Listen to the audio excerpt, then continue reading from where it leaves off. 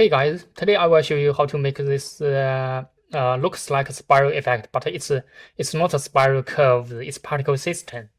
The method to make this is pretty simple, and I will show you that step by step later. And you can see the color. There are many color here, and the emission strength is different. So let's begin our tutorial. So the first thing we need to do is build a basic emission system, particle system here. I will emit from the grid. So I will distribute points on grid, not this node. Distribute on grid, on faces. On faces. So we have points, and to make it move, we need a simulation system. This is a basic structure, and I think if you want to learn geometry nodes, you need to remember this structure and set position here to make the force. Like I give it 0.1. You can see the points is going upside. And okay, this is the basic structure. And first, before we are making this effect, I need to introduce the basic principle. So we already have a force to make it going up. So it already has a force like this. And but we need another force to make it rotate like this. The center will be the origin. So the force will be like this.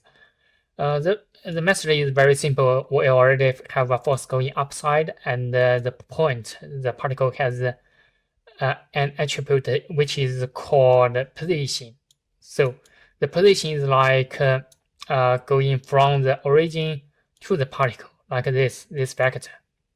So this vector and this vector going upside, they will create a force, and every vector vertical to this face will like pointing like this. It will make the particle like rotate, and the center will be the origin. So like in every position, if this particle goes to this position, there will be a position vector and going upside vector, they will create a face, and they will make a new vector like this, which will make it rotate. So this is the basic principle, which is very easy. Okay, let's make it according to this principle. As we said, we need two vector, and we will use cross to make that vector. And this is what we just introduced. So first vector is the position, second vector is pointing upside, and after that we get the vector, and then we normalized it. We want to make sure the range is the value of the vector is from 0 to 1, which is easy to control. And second, we need to scale it, but for now I don't know the scale. Maybe in later steps I will tweak the scale, and then we will give it an add, because we need to add a vector going upside like this. There may be problems, but we will but I will teach you how to fix that. So this is what a tutorial about. Let's play. Not disappeared because they move too quick like this, like here. So we need to scale it 0.1, 0.1. So it's going upside like this, and it's worked. So here, next step, I need to make a curve. So I will join the points. So I want to have more points. Every frame we will have points. So we have points like this, and next we need to have a node here, points to curve, but it doesn't look like what we need, because we need to have ID here. We use ID to control control which particle to connect. So we have these beautiful curves. So this is the basic structure, and if you give it more points here, you will have this. But you can see it's like first is like it looks like it's going outside. It's the radius is becoming bigger and bigger in the upside section. So we need another set position, and we need a position here. We need a scale.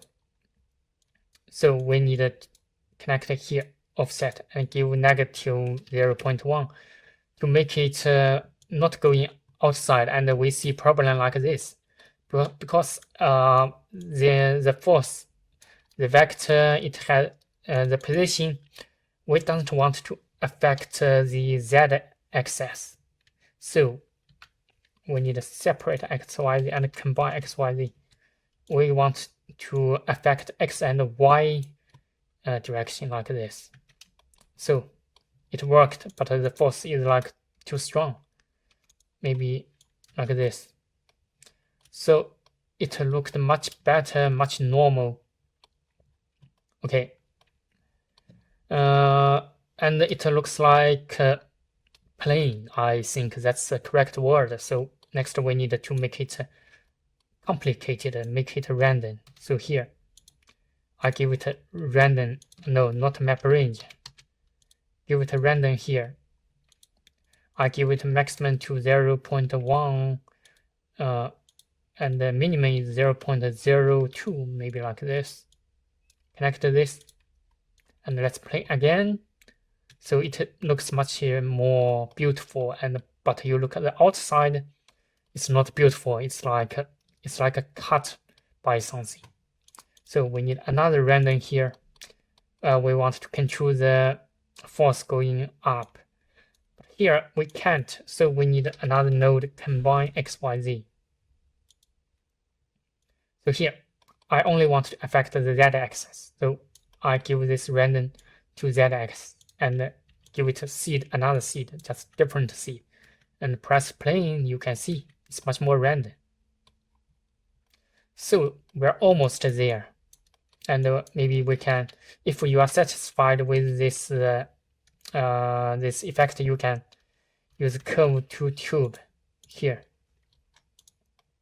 And you can give it a scale and just a random scale like this. Just tweak the numbers you like. So we are almost there. Sometimes you are satisfied with this effect, but sometimes some people don't like it. So here I will teach a method to like not in the simulation, after simulation, and tweak this effect. I use set position. I use the position. So I will tweak like you can see every curve it has a point, and every point it has x, y, and z. So they have value in x, y, z axis. So I will tweak this values by here. I copy this separate x, y, z, and give it to position. So you can see nothing happened, but if we have the values, we can do tweaks. Like I give it mass, like I change it to multiply. I can multiply a value here to make it small or big. So here, just copy a random here, and take the value from 0 to maybe 0.8 to 1.2. So you can see it worked, and I give the same to y-axis. So you can tweak the effect like this. Just give it a different seed. You can have a much better effect. So if you can also tweak the z-axis, you can connect this random, but it looks like it affects too much. So you can have a separate random here, maybe seed, a different seed and a different strength. So like this. So it looks maybe much better. So this method is simple. And after that, we will render this. As normal, we need a set material, give it the default material. But if we go to shading and you want to render this, if you like, as usual, you use geometry random per island, you will have nothing. Even you use ramp, you will have nothing here. So here, let's go make our own attribute here. So first, you need to have a set ID here. Like before join geometry, you need to have this node here. If you don't have this, let's play. You can see the ID is like very random, or we don't want this, so we need this set ID.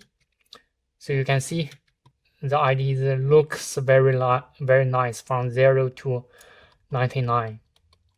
So that is very important in the steps here. So I will make two attributes here. The first I will call it a ramp. Ramp. The second attribute I will call it a random. So as we know in shading, the value for ramp is from 0 to 1.